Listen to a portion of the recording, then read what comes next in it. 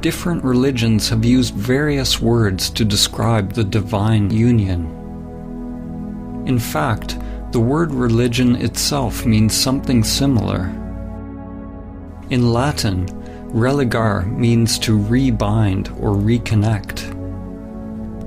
It's a similar meaning to the word yoga, which means to yoke, to unite the worldly with the transcendent.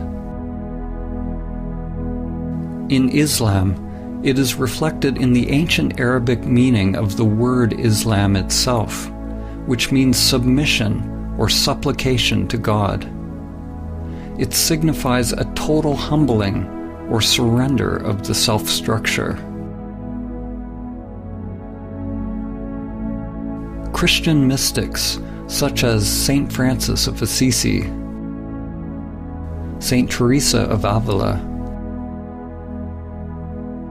and Saint John of the Cross describe a divine union with God, the kingdom of God within. In the Gospel of Thomas, Christ said, "The kingdom is not here or there. Rather, the kingdom of the Father is spread out upon the earth, and men do not see it." The works of the Greek philosophers Plato, Plotinus, Parmenides, and Heraclitus, when seen through the lens of the perennial teaching, point towards the same wisdom. Plotinus teaches that the greatest human endeavor is to guide the human soul towards the supreme state of perfection and union with the One.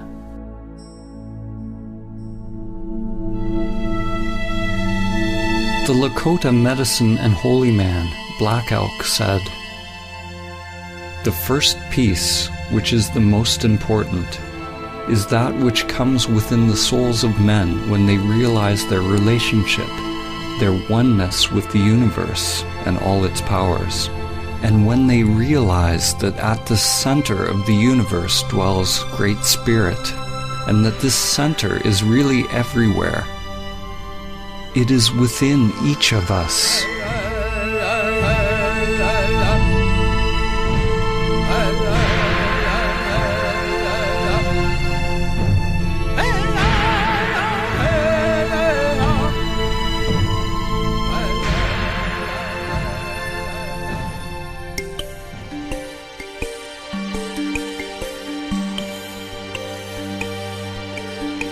On the path to awakening, unless we are in Samadhi, there are always two polarities, two doorways one can enter.